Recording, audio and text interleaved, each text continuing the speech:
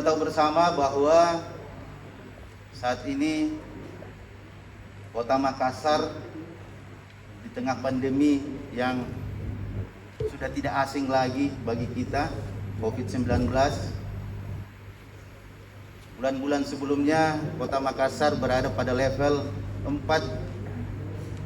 sehingga hampir seluruh aktivitas kita terbatasi dan bahkan sangat sulit untuk bisa bertemu bersilaturahmi dalam suasana seperti ini. Kita semua bisa merasakan dari kondisi yang sangat sulit, kondisi.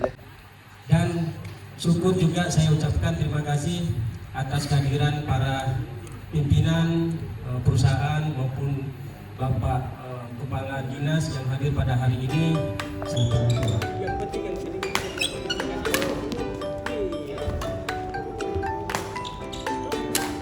Sekali lagi,